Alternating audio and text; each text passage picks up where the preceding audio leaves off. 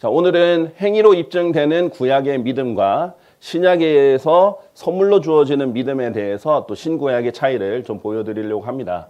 자, 이제 최근 주제가 이렇게 시대별로 그 특징을 나누어 보는 것을 강의를 하고 있는데요. 이제 처음에는 그 아기들부터 시작해서 그다음에 예수님을 모르는 사람들은 어떻게 구원받았는지의 차이점 조금 더 직접적으로 들어가서 하나님을 알았던, 하나님을 믿었던 사람들임에도 예수 그리스도가 나타나기 전에, 예수 그리스도께서 피 흘리시기 전에 하나님을 믿었던 이스라엘의 또 구약의 특징과 그다음에 신약, 예수 그리스도께서 십자가에 달려 죽으신 이후에 신약의 특징에 대해서 지난 시간에 봤는데 특히 구원의 관점에서 봤습니다.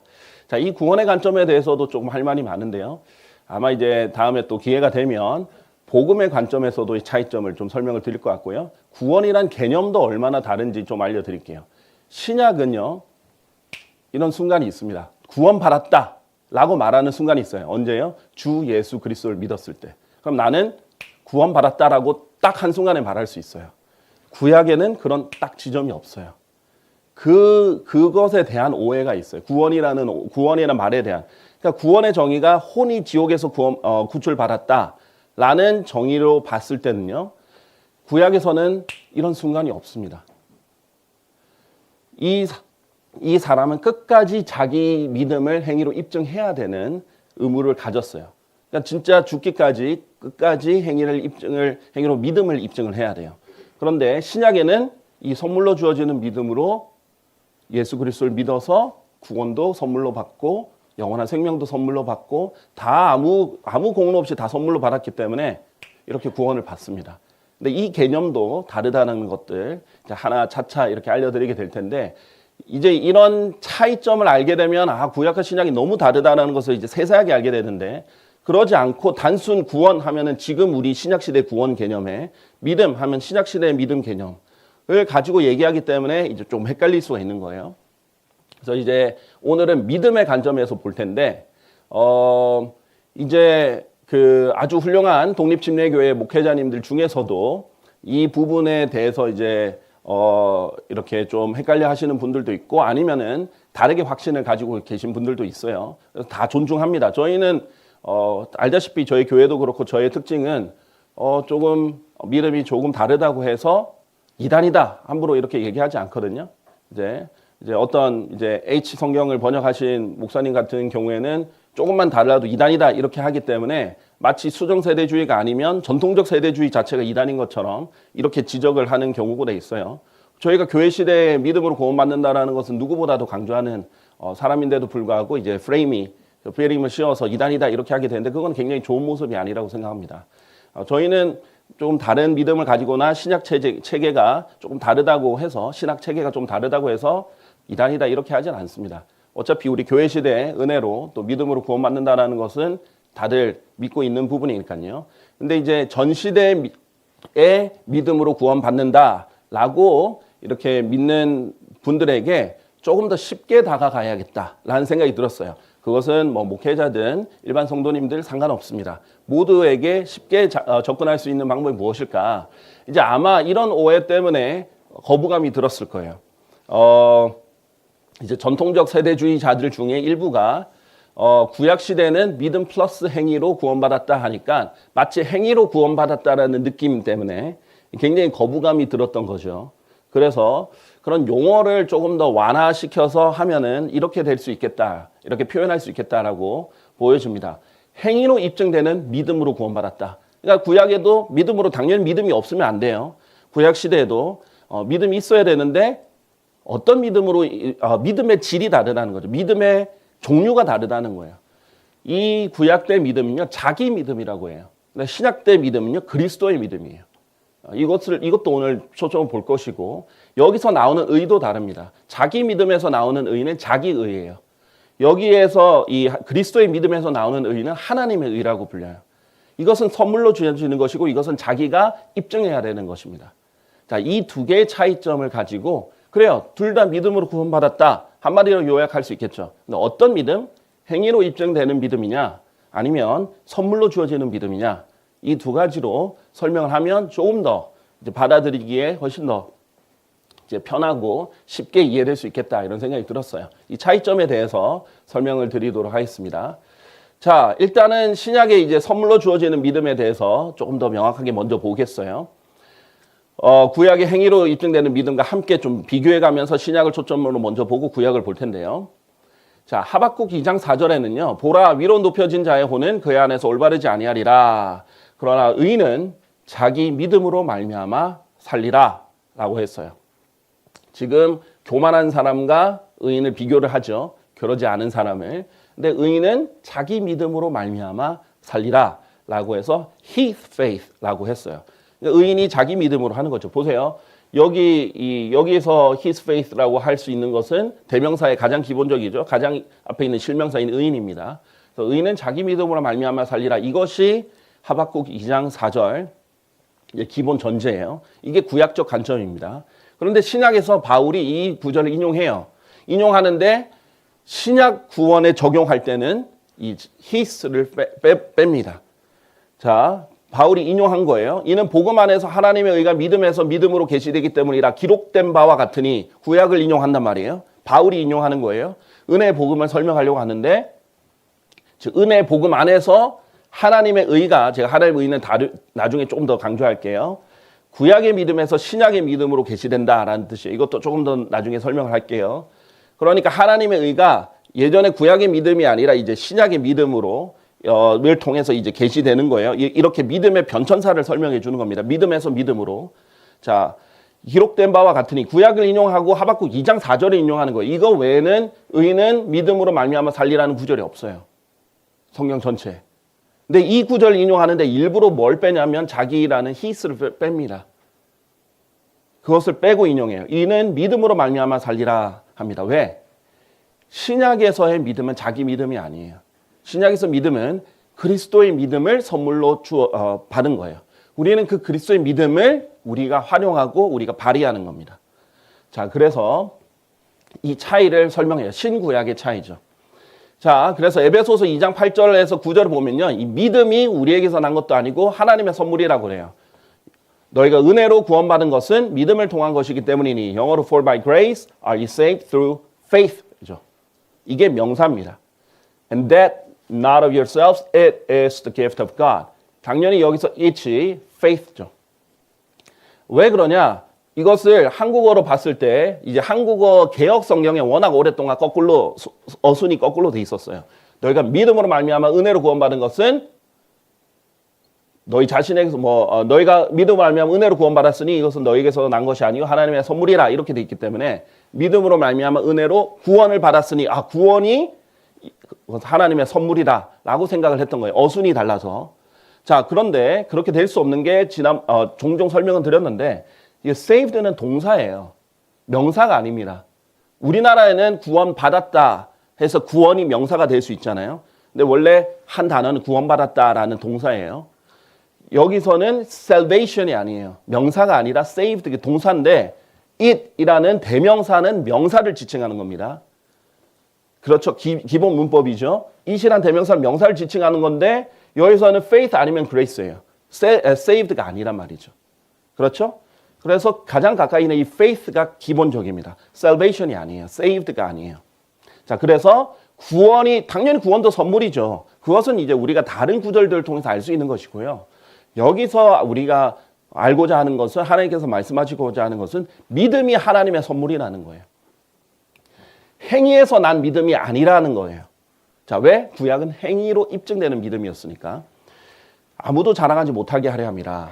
자, 구약에는 자기 의로 자랑을 하는 경우도 있었어요. 하나님께서는 욥 같은 경우도 자기 의를 무너뜨리려고 이제 겸손하게 하려고 하셨던 거죠. 자, 그런데 우리가 받은 믿음은 자랑할 수 없는 믿음이에요. 우리가 행위로 입증하고 얻어낸 믿음이 아니기 때문이에요. 자, 갈라디아서 3장 22절에서 23절은 아주 명확하게 설명하는데요. 그러나 성경 기록은 모두를 죄 아래 가두었으니 예수 그리스도의 믿음, 이 믿음의 출처가 예수 그리스도라는 거예요. 예수 그리스도의 믿음으로 말미암은 약속이 믿는 자들에게 주어지게 하려 함이라. 그러나 믿음이 오기 전에 어떤 믿음? 예수 그리스도의 믿음이 왔다라고 합니다. 우리가 믿었다 이게 아니라 믿음이 왔다는 거예요. 믿음이 오기 전에 우리는 율법 아래 붙들려 있었으며 그러니까 믿음이 오기 전에 율법이라는 거죠. 근데 율법 아래 붙들려 있었다는 거죠. 후에 계시될 믿음, 율법 이후에 계시될 이 믿음에 이를 때까지는 갇혀 있었다는 거죠. 그러니까 율법 아래는 이 그리스도의 믿음이 오기 전이라는 거예요. 이 그리스도의 믿음이 오기 전까지는 율법 아래 갇혀 있었고 붙들려 있었다라는 겁니다. 그런데 예수 그리스도의 믿음이 왔을 때는 이제 우리가 다른 의를 갖게 된다라는 이게 이 관점이에요. 갈라디아서 설명이에요. 근데 이것만 봐도 시대를 나눌 수 있겠죠. 그리스도의 믿음이 오기 전 율법하 이것이 다르다는 겁니다. 자, 디모데전서 1장 14절. 그리하여 우리 주의 은혜가 그리스도 예수 안에 있는 믿음. 예수 그리스도 안에 있는 믿음이에요. 그래서 with faith and love which is in Christ Jesus. 예수 그리스도 안에 믿음이 있다라고 돼 있어요. 우리의 믿음의 출처가 우리가 발휘하는 믿음의 출처가 예수 그리스도께서 주시고 예수 그리스도 안에 있는 믿음이다. 그리고 그리스도 예수 안에 있는 믿음이다라고 다시 한번 여기서도 말하고요. 그래서 우리 갈라디아서 2장 20절 아주 유명한 구절인데 여기서도 하나님의 아들의 믿음으로 사는 거예요. 예수님께서 주신, 예수님께 속한 또 예수님을 믿는 의라는 말은 다 될 수 있거든요. 주격, 목적격, 속격 다 될 수 있습니다. 자, 이 예수 그리스도를 믿고 예수 그리스도께서 주신 믿음, 예수 그리스도께 속한 믿음으로 예수 그리스도를 믿는 이 믿음으로 사는 것이다 라고 얘기를 해요. 자, 근데 이 출처를 분명히 밝히죠. 예수 그리스도의 출처고 예수 그리스도에 속했다. 근데 이제 개역 성경에는 하나님의 아들을 믿는 믿음 안에서 사는 것이다. 이렇게 했을 때 사실 이 믿는이라는 말을 추가한 것입니다. 한국식으로 추가한 것이라고 보시면 되겠습니다. 그래서 믿는 믿음이 이제 추가가 된 거예요. 그냥 있는 그대로 하면 되죠. The faith of the Son of God. 예수 하나님의 아들의 믿음. 이렇게 얘기하면 되는데 하나님의 아들을 믿는 믿음 안에서 사는 것이다. 이렇게 변형을 한 거예요. 한국 사람이 알기 쉽게 의역을 한 거죠. 쉽게 보면. 의역하는 과정 가운데서 의역이라는 건 필요할 때가 있어요. 100% 불가능하다는 건 아니에요. 그러나 이렇게 하면서 이 of의 뜻을 의의 기능을 하나로 국한시켜 버렸다는 거예요. 자, 예를 들면 faith of Jesus Christ, 예수 그리스도의 믿음, faith of Christ, 그리스도의 믿음, faith of our Lord Jesus Christ, 우리 주 예수 그리스도의 믿음, 이 믿음을 예수 그리스도께서 주시는 믿음, 주격으로도 설명할 수 있고 예수 그리스도를 믿는 대상인 목적격으로 볼 수도 있고 예수 그리스도에 대한 믿음, 이 조금 더 파생된 역격이라고도 할 수 있는 이 부분이 될 수도 있고 예수 그리스도께 속한 속격으로 볼 수 있는 게 다 의의 기능입니다. 근데 이 의의 기능, 이건 한국어로도 의를 치면 국어 사전에 이 기능들이 다 나옵니다. 그래서 가장 적합한 of의 기능 중에 하나가 의죠. 그래서 이렇게 했어야 되는데 이 부분은 제가 좀 상세하게 이 그리스도의 믿음이라는 영상에서 더 많이 설명을 했기 때문에 한번 참조해 보시면 좋겠습니다. 자, 그래서 제가 여기서 요점은 뭐냐면요. 이 신약 시대의 믿음은요. 성령의 열매라는 거예요.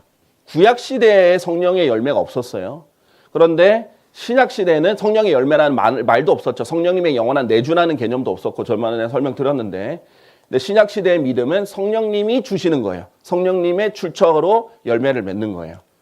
그래서 하나님이 나누어 주시는 겁니다. 로마서 12장 13절. 오직 하나님께서 각인에게 나누어 주신 믿음의 분량에 따라. 그래서 각 사람의 분량이 달라요. 그래서 믿음을 더 구하는 사람에게 또 하나님의 말씀을 더 열심히 이렇게 보는 사람들에게 하나님께서 믿음을 나눠 주시는 거예요. 그래서 믿음의 분량이 다른 거죠. 우리 자신이 출처가 아니에요. 하나님이 출처라는 것이 중요해요. 이것도 선물이라는 거예요. 하나님이 주시는 건 다 선물이잖아요. 하나님이 대가를 바라고 주신 게 아니잖아요. 우리가 돈 주고 믿음 사는 게 아니기 때문에 선물로 다 받는 거예요. 로마서 12장 6절, 9절, 10절에도 우리에게 주어지는 은혜에 따라 서로 다른 은사들을 가졌다. 이 은사라는 게 하나님이 주시는 선물이라는 뜻이죠. 은사가. 예언이면 우리가 믿음에 비례해서 the proportion of faith. 믿음이 비례한다라는 뜻입니다. 그래서 예언은 믿음에 비례해서 예언을 해라. 미래에 있을 일들을 가감하게 선언하는 거예요. 자, 제가 말하는 이 예언은 꼭 대환란 때 무슨 일이 일어날 것이다만 국한하는 게 아니에요. 우리가 예수 그리스도를 믿으라. 그러면 너가 구원을 받을 것이라. 이렇게 말하는 것도 예언이고 그렇지 않으면은 그 혼은 지옥에 간다라고 말하는 것도 예언이고 다른 모든 것도 이제 우리가 성경 말씀대로 순종하지 않으면 이 복된 삶을 살 수 없다라고 선언하는 것도 다 예언이라고 했죠. 자, 그런데 어떤 사람에겐 성령으로 지혜의 말씀이 주어지고 다른 에게는 동일한 성령으로 지식의 말씀이 주어졌으며 다른 에게는 동일한 성령으로 믿음이 주어진다. 성령으로 믿음이 주어진다. 분명히 성경에서 일관적으로 말하는 겁니다. 자, 그러면 히브리서 12장 2절 그래서 우리 믿음은 창시자가 있고 완성자가 있는데 예수님이다 라고 했죠. 우리가 가지고 있는 믿음은 예수님이 창시하시고 완성하신 믿음이고 이것을 우리에게 주셨다는 겁니다. 자, 아주 명확하죠, 신약에서. 그래서 성경은 신약 믿음의 출처를 예수 그리스도라고 합니다. 그런데 이게 율법 하에서는 아니었다라는 거죠. 예수 그리스도의 믿음이 오기 전까지는 율법 하에 갇혀 있었기 때문에 붙들려 있었고, 그래서 로마서 10장 6절에서 17절 이제 하나님의 의를 좀 설명하기 전에 전 단계인데요. 이 신약의 믿음에서 나오는 의가 있습니다. 원래 믿음에선 의가 나와요. 하나님의 원칙이에요. 구약에서도 믿음에서 의가 나왔어요. 네, 자기 믿음에서 자기 의가 나왔고 신약에서는 믿음에서 하나님의 의가 나옵니다. 그리스도의 믿음에서 하나님의 의가 나오죠. 이것도 사실 신성이에요. 그리스도의 믿음에서 그리스도의 의가 나오는 게 아니라 그 그리스도의 믿음에서 하나님의 의가 나오는 거죠. 자, 그런데 이 믿음에서 난 의가 멀리 있지 않다. 이것이 핵심이고요. 바로 너의 입 안에 있으며 너의 마음 속에 있도다 라고 얘기하는 겁니다. 곧 우리가 선포하는 믿음의 말씀이라. 이것이 하나님께서 다 각 사람이 쉽게 받아들일 수 있도록 입 안과 마음 속에 넣어주셨다라는 거예요. 그래서 이 믿음은 그런데 들음에 의해서 오며 들으면 하나님의 말씀에 의해서 온다라고 했죠. 하나님의 복음의 말씀을 듣고 믿음을 발휘할 수 있도록 그리스도께서 들은 사람에게 그리스도의 믿음을 선물로 주시는 거예요. 그러면은 마음속에 주시고 입안에 주시기 때문에 우리가 할 일은 간단하다 이거예요. 그냥 이것을 순종해서 사용하면 돼요. 내가 만일 너의 입으로 주 예수를 신하고 하나님께서 그분을 죽은 자들보다 살리신 것을 너의 마음속에 믿는다면 너는 구원을 받으리라. 자, 그리스도께서 믿음의 선물을 하늘 높이 두시지도 않고 깊은 곳에 두지도 않고 우리의 마음속과 입 안에 주셨기 때문에 우리가 할 일은 입으로 신하고 마음속으로 믿기만 하면 구원받는다는 거예요. 그러니까 우리의 의지가 반드시 또 개입이 돼야 돼요. 선물로 자동으로 구원받는다는 게 아니에요. 이것을 오해한 칼빈주의가 하나님께서 절대적인 주권으로 믿는 자, 안 믿는 자를 저항할 수 없는 은혜로 구원하셨다라고 믿는 거예요. 여기에서 알미니안주의는 반발하는 거예요. 아니, 우리가 믿어야지. 왜 그냥 가만히 있는데 하나님이 믿게 하셨다라고 말하는가? 그냥 믿을 자와 안 믿을 자를 정했다라고 말하는가? 그러니까 알미니안주의도 칼빈주의도 반반씩 성경의 포인트가 둘 다 있는 건데 반만 강조한 거예요. 맞아요. 우리가 믿을 수 있는 믿음도 하나님이 선물로 주셨어요. 근데 우리가 그것을 받은 다음에 믿어야 돼요. 이것이 이제 결합되어 있는 형태죠. 이는 사람이 마음으로 믿어 이에 이르고 입으로 신하여 구원이 이르기 때문이라. 우리가 해야 된다라는 거죠. 그래서 누구든지 주의 이름을 부를 자는 구원받을 것이기 때문이라. 우리가 직접 부르고 믿어야 된다라는 거죠. 그냥 여기서 부른다는 건 믿지 않고 부른다는 게 아니죠. 믿지 아니한 분은 어떻게 그들을 부르겠느냐. 믿어서 부르는 것을 말하는 거예요. 그래서 믿음은 들음에 의해서 오며 들음은 하나님의 말씀에 의해서 오느니라. 우리가 왜 하나님의 복음의 말씀 계속 외치냐면 그것을 듣는 사람에게는 하나님께서 기본적으로 믿을 수 있는 그리스도의 믿음을 선물로 주기 때문이에요. 그리고 성령님께서 그 마음을 두드리기 때문이에요. 하나님께서 책망하시고 하나님께서 역사를 하시기 때문이에요. 그럼 우리는 계속 전하기만 하면 이 엄청난 일들이 일어나는 거예요. 그리스도의 믿음이 주어지고 성령님께서 책망해 주시고 예수님께서 마음 문을 두드려 주시고 하기 때문에 전하는 거예요. 거기에 효과가 있는 겁니다. 이 능력이 있는 겁니다. 자, 그래서 이 그리스도인의 믿음은 선물인데 그 선물을 받는 것은 인간의 자유의지입니다. 근데 이렇게 했을 때 의가 나온다라는 거예요. 이 믿음에서.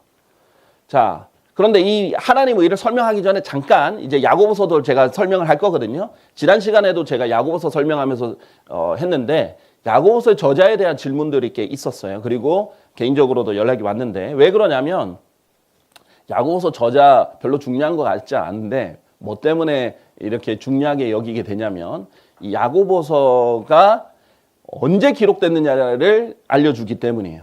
야고보서가 일찍 사도 바울의 은혜 복음에 하나님의 은혜 복음에 대해서 잘 모른 상태에서 기록됐다면 이것은 다분히 유대적이고 구약적이라는 거예요. 왜? 하나님의 은혜 복음은 바울에게 계시되었으니까. 그런데 바울에게 계시된 하나님의 은혜 복음을 모른 상태에서 예수님의 십자가 달려 죽으시고 난 후지만 모르고 있기 때문에 내용이 구약적이고 내용이 유대적이자는 거예요. 그래서 12지파에게 기록했다는 겁니다. 예루살렘에 있는 12지파가 아니라 흩어져 있는 이방인들에게도 살고 있는 회당들에 살고 있는 유대인들이 있잖아요. 그 유대인들에게 썼다는 거예요. 자, 그 부분들 이제 설명할 텐데 야고보서의 저자를 이제 주의 형제 야고보, 사도행전 15장에 나오는 주의 형제 야고보로 보는 견해는 사실 증거가 있어서가 아니라 카톨릭이 그렇게 계속 주장했기 때문이에요. 그런데 카톨릭이 어떤 증거가 있는 게 아니라 자기들이 그렇게 그냥 주장을 해왔던 거예요. 자, 생각해 보세요. 야고보서라는 성경이 기록될 때 나는 몇 년 몇 월에 기록해왔다라고 기록 안 했거든요. 그렇기 때문에 우리는 이 기록 시기를 추정하는 겁니다. 그리고 누가 기록했는지도 추정을 하는 거예요. 가장 중요한 건 뭐냐면 누가 그렇다더라가 아니에요. 가톨릭이 그렇대, 학자들이 그렇대가 아니에요. 제일 중요한 기록은 우리가 기록자를 성경에서 확증하거나 아니면 추정할 때 가장 중요한 것은 성경 내부의 증거입니다. 그래서 그 부분들 이제 설명을 드릴 텐데요. 그래서 이 수정 세대주의자도 이 원래 이 전통 세대주의자들은 이 야고보서를 주의 형제가 아닌 사도 야고보가 기록한 것으로 얘기를 하거든요. 근데 이제 수정 세대주의자가 왜 입장을 바꾸냐면 이제 왜 입장을 바꾸냐 의도는 제가 할 수도 없지만은 어쨌든 가톨릭처럼 입장을 바꿉니다. 그 부분이 이제 출처가 가톨릭이라는 거 알려 드리려는 거예요. 그러니까 우리가 신뢰의 대상은 아니라는 거예요. 이제 Catholic Answers라는 이런 부분에서도 이 부분을 주의 형제 야고보라고 생각합니다. 자, 그런데 이제 사도행전 이게 왜 중요하냐면 사도행전 12장 2절에 보면 12사도 중에 가장 먼저 죽은 사도가 요한의 형제 야고보죠. 주의 형제 야고보는 12사도가 아닙니다. 예수님의 제자도 아니었어요. 예수님의 공생의 당시에 믿지도 않았던 사람입니다. 그러나 12사도 야고보는 아주 유명한 사도 요한의 형제 야고보죠. 그런데 제일 먼저 사도 중에 죽었어요. 사도행전 12장 2절에 이미 죽은 것으로 기록이 나옵니다. 이게 이제 사도행전 12장이 약 AD 42년경이거든요. 이렇게 나와요. 그래서 야고보서 보면은요, 추적 연도가 굉장히 넓어요. 한 AD 40년에서 70년경 이렇게 넓게 잡아요. 왜? 학자들도 모르겠다 이 말이에요. 그냥 한 요 정도 됐을 것 같다. 이렇게 보는 거예요. 어쨌든 이때 AD 42년경 기록됐을 것으로 보고 이때는 아직 바울이 사도 야고보에게 은혜 복음을 알려줄 때가 아닙니다. 자, 그런데 야고보서의 저자로 우리가 추론할 수 있는 몇 가지 근거가 있어요. 자, 가장 이제 기본적인 근거부터 보고 이제 내부적 증거도 볼게요. 12제자 중에 하나님께서 이 베드로, 요한, 야고보 3명은요. 이제 영어로는 이너 서클이라고 불리는 12제자 중에서도 항상 더 같이 데리고 다녔던 제자들이에요. 그래서 더 많은 계시들을 주셨죠. 쉽게 말하면. 야이로의 딸을 살리러 갈 때도 3명만 데려가셨고요. 변화산에 올라가셔서 변형되실 때도 12제자들 다 내려가시고 3명만 데려가셨고 겟세마네 동산에서 기도하실 때도 3명만 데리고 와서 나와 함께 기도하자 그랬어요. 12제자들은 너희가 따로 기도해라. 3명만 데려와서 나를 위해 기도해달라. 중보기도 요청까지 했던 사람들이에요. 당연히 더 많은 계시들을 주셨고 더 많이 알려주셨어요.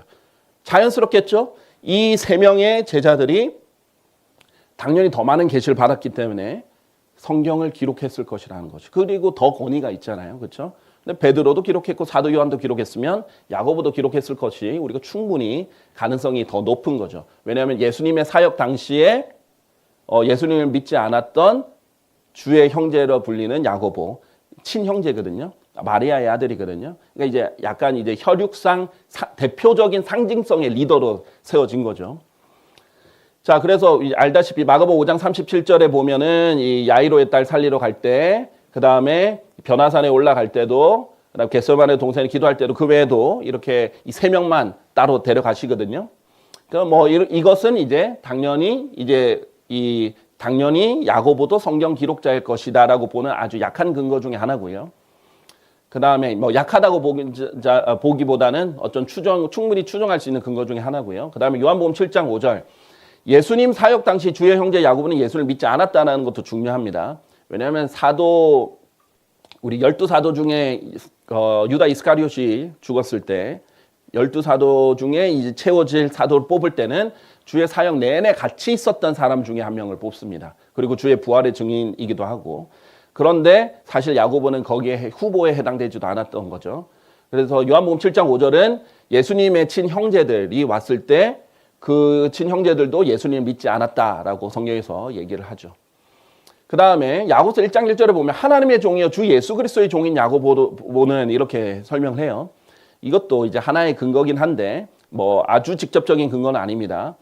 일단은 자신을 예수 그리스도의 종이다라고 제시하는 것이 사도들, 이 예수님의 제자들의 특징이에요. 예수님의 제자들은 원래 예수님 따라다닐 때부터 스승이요 또 주여 이렇게 불렀단 말이죠. 그런데 사실 예수님의 형제 야고보는 친형제여서 주님이라고 부른 기록이 없습니다. 심지어 사도행전 15장에 21장에 야고보가 했던 말들이 기록되어 있는데 예수님을 향해서 주라고 부르는 기록이 없어요. 물론 뭐 개인적으로 당연히 주님으로 믿었으니까 뭐 구원 받았겠죠. 근데 그렇게 부른 기록이 없어요. 자기를 그것도 예수님의 종이다 이렇게 소개한 글이 없어요. 근데 제자들은 너무나 당연하게 그렇게 했다라는 거죠.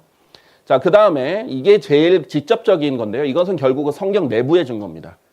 야고보서 내용을 보면 사도 바울의 하나님의 은혜 복음과 상반되는 내용이 다수 들어있다는 거예요. 내용적으로는 사도 바울과 너무 다르다는 거예요.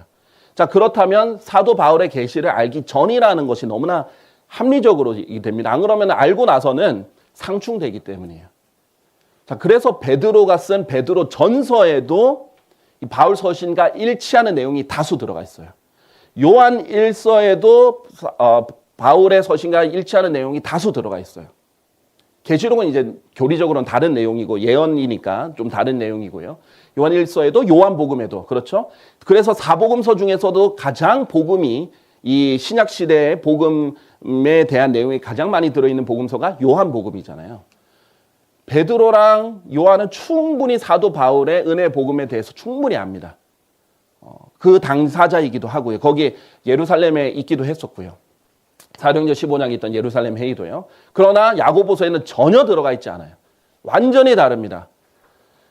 자, 그래서 당연히 만약에 주의 형제 야고보, 사도 야고보가 아닌 요한의 형제 야고보가 아닌 12사도 중에 한 명인 야고보가 아닌 주의 형제 야고보가 만약에 기록자라면 사도행전 15장에서 바울에게 하나님 은혜의 복음에 들었거든요. 그리고 사도행전 15장에서 예루살렘 회의에서 이미 그것을 추인했거든요.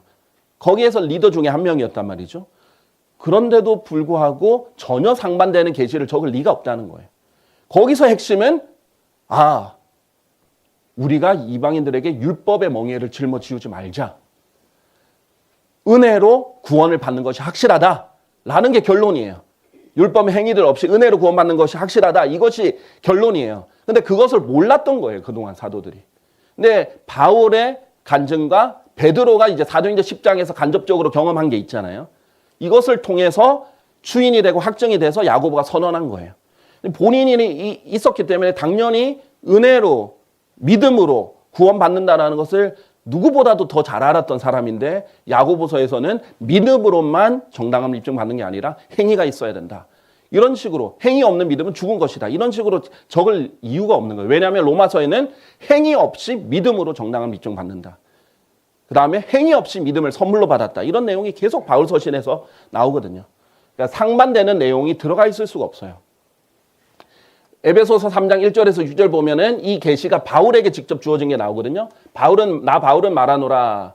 너희를 위하여 나에게 주어지는 하나님의 은혜 분배 사역을 너희가 들었다면 곧 계시로 그분께서 나에게 그 신비를 알게 하신 것. 이게 직통 계시죠. 우리 이 시대는 직통 계시 하나님께서 주시지 않지만 바울에게는 성경을 기록해야 됐고 하나님 은혜 복음을 알려야 됐고 경륜이 달라졌다는 것을 알려줘야 됐거든요. 베드로에게는 3번이나 알려줬는데 베드로 못 알아들었잖아요. 계속 거절합니다. 절대 그럴 수 없습니다. 절대 그럴 수 없습니다. 여러분 결론 봤어요? 사도행전 10장에 3번이나 잡아먹어라. 결국 베드로 안 먹은 거 아세요? 결국은 안 했단 말이에요. 그래서 바울에게는 이것을 신비를 알게 해주셔서 이 신비가 그리스도의 신비입니다. 이게 그리스도의 신비인데 바울에게 직접 계시한 것이고 그것은 다른 시대들에서는 사람들의 아들들에게 알려지지 않은 최초로 계시된, 바울에게 최초로 계시된 거예요. 그래서 지금 이 바울을 통해서 사도들과 예언자들에게 성령을 말미암아 계시된 것처럼 알려지지 않았다. 지금 바울을 통해서 사람들에게 알려지기 시작한 거예요. 근데 그것은, 이 신비가 뭐예요? 이방인들도 이 은혜의 복음으로 말미암아 그리스도 안에서, 그리스도의 몸이라는 개념도 설명되죠. 동료 상속자들이 되고 같은 몸에 속하게 되면 그분의 약속의 동참자들이 되는 것이다. 이방인이든 유대인이든 그리스도의 몸 안에서 예수, 하나님의 은혜의 복음 안에서 하나가 된다라는 신비를 바울에게 최초로 알려주셨다는 거예요. 그러니까 바울이 알리기 전에는 사도들도 몰랐다는 거예요. 그래서 시기가 중요한 것이고, 기록 시기가 중요한 것이고, 누가 기록했는지가 중요한 것이고, 그래서 이 내용이 매우 구약적이고 유대인적이라는 것이 중요한 거예요. 그래서 12지파에게 문안하노라 했을 때는 여기서 덧붙이면 안 돼요. 딱 성경 해석할 때는 그 가장 기본 원칙이 뭐예요? 더하거나 빼면 안 돼요. 12지파에게, 널리 흩어져 있는 12지파에게 기록하노라. 그럼 뭐예요? 12지파예요. 여기에서 그리스도인 12지파다. 그러면 어떻게 돼요? 신천지처럼 나는 레위 지파야, 나는 뭐 요셉 지파야, 나는 무다세 지파야. 그렇게 하게 되는 거예요.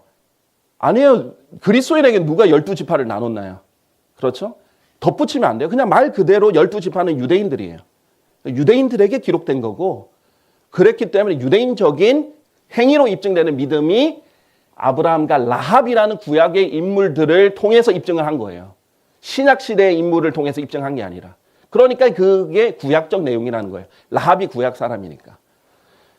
자, 그래서 이제 바울은 하나님의 은혜의 복음과 그리스도의 몸에 대한 계시를 받은 당사자로서 바울이 이것을 전하기 전까지는 아무도 몰랐다는 게 사실이죠. 그러니까 야고보서는 이것을 모르는 사람의 기록이라는 게 보인다는 거죠. 근데 주의 형제 야고보는 알았다는 거예요. 근데 사도 야고보는 알기 전에 죽었다는 거예요. 너무나 합리적인 결론이 되는 겁니다. 그래서 만약에, 그래서 우리가 100번 양보해서, 저는 이제 무조건 사도 야고보여야만 한다라는 게 말하는 게 아니에요. 제가 봤을 때 99%의 확률로 그럴 것이다 라는 거예요. 왜? 이런 내용을 통해서. 근데 만약에 100번 양보해서 주의 형제 야고보가 썼다라면, 그러면 언제 썼겠어요? 바울의 은혜의 복음, 사도행전 15장의 은혜의 복음을 듣기 전에 기록한 것으로 봐야 되는 거 아니에요? 그럼 똑같아요. 기록 시기가 훨씬 더 일찍이라는 거예요. 신약 성경 중에 가장 먼저 기록되었어야 된다는 거죠. 그 결론은 똑같다는 거예요. 그래서 이제 야고보서가 구약적 내용이라는 것이 아주 중요한 거예요. 자, 그래서 핵심은 교회가 시작되었다는 것을 모르는 상황에서 교회 시대가 시작됐다는 걸 몰라요. 그러니까 사도행전 2장의 내용을 보면 계속 이스라엘 사람들에게만 얘기해요. 하나님께서 너무 답답해서 나중에 박해를 줘가지고도 널리 흩어지게 하십니다. 자, 그래서 유대인들에게 기록된 구약적 내용이 들어있다는 건데요. 자, 그래서 이것을 알고 이 자기 의와 하나님의 의를 좀 비교해 볼게요. 자, 아까 전에 말했죠. 자기 믿음 이렇게 말했는데 의와 믿음은 연관되어 있습니다. 그래서 하나님의 의가 믿음에서 믿음으로 계시된다. 의와 믿음은 관련이 있는데 여기서 믿음이 이 자기 믿음과 다른다 설명을 했죠. 자, 로마서 3장 21절 22절을 보면요. 그러니까 성경 기록된 그대로 보면 너무 정확하게 적혀 있어요. 율법과 예언서들로 증거된 하나님의 의가, 구약에서도 계속 예언하고 있었던 거예요. 하나님의 의가 오실 것이다. 하나님의 의를 주실 것이다. 계속 예언돼 있어요. 그러니까 이제 나타난 거예요. 율법을 수반하지 않은 채 명백하게 드러나느니라. 구약 시대는 계속 예언돼 있었어요. 하나님의 의를 주실 것이다. 하나님께서. 그분의 의를 주실 것이다. 예언을 계속했어요. 그게 곧 메시아를 통해서 된다는 계속 예언을 했어요. 율법과 예언서들로 증거를 했어요. 그러니까 율법과 예언서들도 너희 의로는 부족하다 이거예요. 계속 얘기를 했어요. 그걸로 하나님께서 일시적으로는 용서를 해주시고 일시적으로는 그것이 어쨌든 재판 결과에서 자기 의로 된 믿음을 정당화해 주시지만 결국 완전하진 않다라는 걸 계속 알려줬어요. 이 하나님의 의가 올 건데 이제 율법을 수반하는 채 명백하게 드러나느니라. 곧 뭐예요? 설명 그대로 해주죠. 예수 그리스도의 믿음에 의하여 하나님의 의가 모두에게 이르고 믿는 모든 자들 위해 임하느니라 라고 했죠. 쉬워요. 그렇죠? 시점을 성경이 그냥 나눠주잖아요. 예언서들과 율법은 증거만 했고요. 이제 율법을 수반하는 채 이제 하나님의 의가 나타났고요. 이 하나님의 의는 어떻게 나타납니까? 예수 그리스도의 믿음에 의하여 나타납니다. 예수 그리스도의 믿음은 우리 믿음의 창시자요 완성자이신 예수 그리스도는 기원 후에 태어나셨고 주후라고도 하죠. 기원 후에 태어나셨지 2000년 전에 태어나셨지 그 구약시대에 태어나신 게 아니라는 거죠. 그리고 그 믿음을 어떻게 완성하셨어요? 십자가의 대속으로 완성을 하신 거죠. 그래서 이 믿음을 우리에게 주시는 겁니다. 그래서 이 하나님의 의의 출처는 예수 그리스도입니다. 그래서 로마서 10장 1절에서 3절 보면요. 이렇게 말합니다. 형제들아 나의 마음의 열망과 이스라엘을 위하여 이스라엘 12지파 이스라엘 물리적 이스라엘 야곱이죠. 하나님께 드리는 기도는 그들이 구원받게 되는 것이라. 이는 내가 그들에 대한 확증하노니 그들이 하나님께 대한 열심이 있으나 그렇죠. 유대인들 열심이 있습니다. 아직도 이스라엘에는 전통 유대인들 굉장히 열심이 있어요. 지식에 따른 것을 아니기 때문에. 그런데 어떤 지식이 부족해요? 진리의 지식이 부족해요. 어떤 지식? 이는 그들이 하나님의 의에 대해서 무지한 채 계속 구약에 갇혀 있는 거예요. 구약에 자기 의에 갇혀 있습니다. 하나님의 의에 신약의 그리스도의 믿음을 통해서 온 하나님의 의에 대해서는 무지한 채 그들 자신들의 의, 자기 의를 확고히 세우려고 공들이면서도 하나님의 의에서는 스스로 복종하지 않았기 때문이라. 자기 의만 계속 세우려고 하고 하나님의 의는 무지하고 복종하지도 않았다라는 거예요. 그래서 빌립보서 3장 8절에서 9절 보면요. 이 부분 유명하죠? 바울이 이 모든 것을 내가 배설물로 여긴다. 왜? 바울이 그전에는 아주 율법을 열심히 공부했던 바리새파 중에 바리새파 사람이고 그 다음에 아주 고명한 이 성경학자의 제자이기도 하거든요. 그런데 다 배설물로 여긴다 이거예요. 내가 그리스도를 쟁취하기 위해서. 또 율법에서 비롯된 나 자신의 의가 아닌 자신의 의가 어디에서 비롯됐다고요? 율법에서 비롯됐다는 거예요. 그래서 하나님께서 율법 줘서 지키라고 한 거예요. 그걸 지켜서 자기 믿음을 입증하면 하나님께서 구약의 관점에서 의롭다, 의인이다 라고 해준 거예요. 그러니까 신약에서는 의로운 자는 없나니 없도다 한 사람도 없도다 이렇게 했는데 구약에는 하나님께서 노아도 다니엘도 욥도 의인이다, 의롭다 이렇게 한 거예요.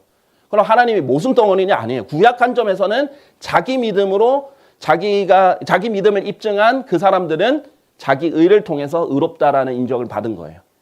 그러나 신약에서는 이제 그게 안 통하는 거예요. 더 완전히 완벽한 하나님의 의가 왔기 때문에. 그래서 율법에 비롯된 나 자신의 의가 아닌 그리스도의 믿음을 통하여 난 의, 그리스도의 믿음을 통해서 어떤 의가 났다고요? 그 믿음으로 말미암은 하나님의 의를 가지고 그분 안에서 발견되고자 함이며. 제가 따로 설명할 필요가 없잖아요. 사실 성경 그대로잖아요. 저는 성경에 있는 그대로를 하나씩 강조해서 알려드리는 것뿐이에요. 연결해서 알려드린 것뿐이에요. 그래서 에스겔서 3장 20절 구약 상황이죠. 의로운 사람이 하나님께서 어떤 사람을 의로운 사람이 하냐면 자기 의가 있는 사람. 자기 믿음을 통해 자기 의를 입증한 사람. 그런 사람은 만약에 이런 사람이라도 돌이켜서 죄악을 저지르고 내가 그의 앞에서 걸려 넘어지게 하는 장애물을 놓는 경우에 그는 죽을 것이다. 근데 우리가 저번에 봤었죠. 에스겔서 3장 18장 문명은 여기서 죽는다는 건 몸이 죽는다는 게 아니라 혼이 죽는다는 의미였죠. 그래서 그때는 그의 의가 기억되지 아니할 것이다 라고 얘기합니다. 그러니까 자기가 의가 있어도 다시 돌이켜서 죄악을 저지르면 자기 의를 하나님께서 기억하지 않는다라는 것이고요. 에스겔서 18장 19절에서 20절 합법적이고 올바른 일을 행하였고 나의 규례들을 모두 지켰으며 그것들을 행하였을 때 그는 반드시 살리라. 죄를 짓는 그 혼 그것은 죽으리라. 죄를 짓는 혼은 반드시 죽지만 이것을 올바른 일들을 행했을 때는 반드시 산다는 거예요. 왜? 이 행위들로 자기 믿음을 입증했으니까. 자, 그래서 혼이 살고 죽는 문제. 이게 에스겔서 18장과 3장의 이제 핵심 문제거든요. 그래서 사악찬자라도 돌이키고 올바른 일을 행하는 경우는 그는 반드시 살리는 그는 죽지 아니하리라. 몸의 죽음이 아니라고 했죠. 왜냐하면 몸의 죽음이면 죽지 않는다 그러면 이 사람도 안 죽어야 되는데 다 죽었잖아요. 혼의 죽음과 혼에 사는 생명을 말했어요. 자, 그래서 에스겔서 18장 2절도 그는 자신이 행한 자기 의 가운데서 살리라. 자기 의가 그래서 행함이 수반이 돼야 돼요. 행함이 없는 믿음이 그래서 죽은 거예요. 그 구약시대의 개념에서는. 그래서 의로운 자의 의, 계속 의롭다고 말하죠. 의롭다고. 하나님께서 의로운 자는 없나니 했는데 그건 신약 개념이라는 거예요. 구약에서는 의롭다. 근데 의로운 자가 죄를 짓는 날에 그는 자기 의로 능히 살지 못하리라. 그러니까 딱 구원받았다라고 말할 수 있는 개념이 없다라는 거예요. 끝까지 자기 믿음을 계속 입증을 해나가야 되고 끝까지 이 자기 의 가운데서 죽어야지 죄 가운데서 죽으면 안 되는 거예요. 자, 이것도 마찬가지로 의로운 자가 돌이켜서 자기 위해서 떠나 죄악을 저지를 때 실로 그는 그것으로 말미암아 죽으리라. 의로운 자들의 정당함을 입증하시어 그의 의에 따라 그에게 주소서. 뭐예요? 구약에도 정당함을 입증하시는데 그의 의에 따라, 자기 의에 따라 그렇게 하십니다. 자, 그래서 야고보서 2장 20절에서 26절도 정당함을 입증함, 영어로 justification, 칭의라는 개념이 나옵니다. 구약에도 칭의가 있고 신약에도 칭의가 있어요. 근데 조건이 달라요. 헛된 사람은 행위들이 없는 믿음이 죽은 것임을 내가 알고자 아느냐 하면서 아브라함을 인용하죠. 구약 사람입니다. 그러니까 죽은 믿음, 행함이 없으면 죽은 믿음이다라는 거예요. 그래서 아브라함은 행위들로 정당함을 입증받았다라고 말하고 믿음이 완전해지려면 행위들이 있어야 됐다라는 거예요. 자, 그래서 우리가 이렇게 말할 수 있어요. 그래, 구약 사람도 믿음으로 구원받았다. 오케이. 근데 어떤 믿음? 행위들로 완전해진 믿음. 행위들로 정당함을 입증받은, 그렇게 입증한 그 믿음. 그렇게 하면 이야기가 조금 더 편할 수가 있어요. 그래서 그런즉 그가 하나님의 친구라고 불렸느니라. 그렇다면 사람이 행위들로 정당함을 입증받으며 믿음만으로 되지 않는다는 것을 너희 보느라. 보세요. 믿음만으로 되지 않는다라는 거잖아요. 근데 로마서는 오직 믿음으로 정당함을 입증받는다 했어요. 당연히 이건 상반되는 내용입니다. 그러면서 창녀 라합, 이거는 이미 율법이 주어진 후죠. 아브라함은 율법 주어지기 전이지만 라합은 율법이 주어진 후입니다. 라합도 행위들로 정당함을 입증받았다. 행위들 없는 믿음은 죽은 것이다. 이게 구약적 상황이에요. 자기 의가 아직 있는 상황이라는 거예요.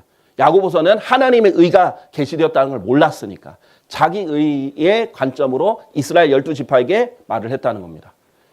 이렇게 이 성경을 나누어 봐야 됩니다. 안 그러면 짬뽕을 해버리면 이제 헷갈려 버린 거죠. 혼란이 됩니다. 제가 나중에 설명할게요. 이렇게 섞어버리면요, 주제권 구원이 됩니다. 굉장히 위험한 이 신약실의 구원이 오염돼 버려요.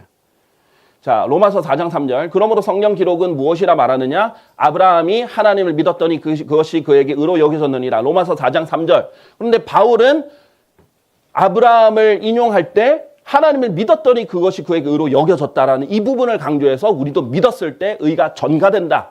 난 전가에 대한 설명으로 설명합니다. 그런데 이거는 창세기 15장이에요. 그때는 아브라함이 어떤 행위를 하지 않았는데 믿음으로 의로 여겨졌어요. 그런데 야고보서에는 어떻게 됐어요? 행위들로 그 의가 입증이 된 거죠. 그래서 정당함을 입증받은 겁니다. 이게 동시에 이루어진 게 아니라 창세기 15장에서 22장 때 이루어졌다는 거예요. 그래서 아브라함 같은 경우에는요, 약속이 주어집니다. 약속이 그 당시에는 율법이 없죠. 성경이 기록 안 되었다라고 했죠. 아브라함 때는 아직 한 권도 기록 안 됐을 때예요. 말씀이 주어지는데 약속의 형태로 주어졌어요. 그리고 자기 믿음으로 이것을 믿습니다. 그러면 이거를 의로 여겨주셨어요. 이게 창세기 15장, 로마서 4장에서 말하는 15장 사건이에요. 그런데 이것을 자기 믿음을 행위로 입증합니다. 이삭을 바쳤죠. 그때 정당함을 입증받습니다. 그게 창세기 22장의 내용입니다. 이것을 칭의라고 해요. justification. 자, 구약은 어떠냐? 율법 이후 라합의 케이스를 보면요. 율법 이전에는요, 이 의로 여겨주시는, 왜냐하면 율법이 없기 때문에 은혜. 그래서 로마서 4장은 이 부분을 강조하잖아요. 근데 이제 율법이 주어지고 나서는 이 부분을 생략해서 이렇게 이루어집니다. 율법이 주어졌죠? 이미 기록된 말씀이 주어졌습니다. 이 사람들에게는. 이스라엘에게는 율법이 주어졌어요. 그리고 자기 믿음으로 이것을 믿습니다. 그리고 자기 믿음을 행위로 입증합니다. 그러면 정당함을 입증받습니다. 칭의, 하나님께서 의롭다라고 칭해 주시는 거예요. 그래서 구약 개념에서 의로운 자가 있는 겁니다. 구약도 신약도 다 칭의가 있어요. 하나님 의롭다고 칭해 주셔야 돼요. 그래야 의로운 자가 됩니다. 근데 이 의를 돌이켜서 죄를 지으면 죄 가운데 죽는 거고. 근데 자기 의 가운데서 죽으면 의 가운데 죽는 거예요. 신약은 더 간단합니다. 십자가 이유죠.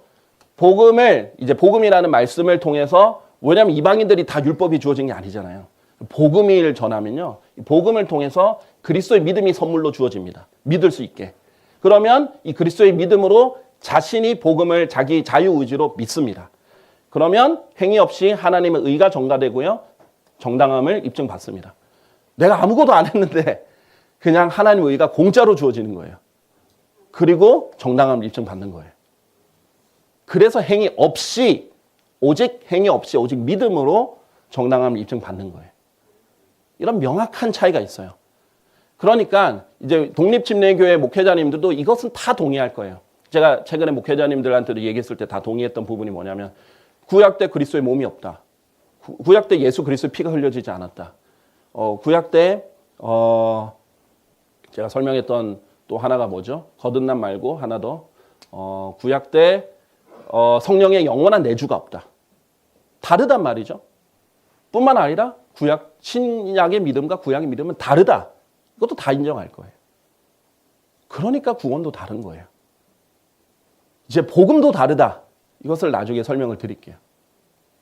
다를 수밖에 없어요. 그런데 이제 쉽게 말해서 믿음으로 구원받았다 이렇게 말하고 싶다면 구약도 믿음으로 구원받았다. 신약도 믿음으로 구원받았다. 저는 이것을 정죄할 생각 없어요. 그렇게 하고 싶다면 적어도 그 차이는 설명을 해야 된다는 거죠. 행위로 입증되는 믿음이냐 아니면 선물로 주어지는 믿음이냐.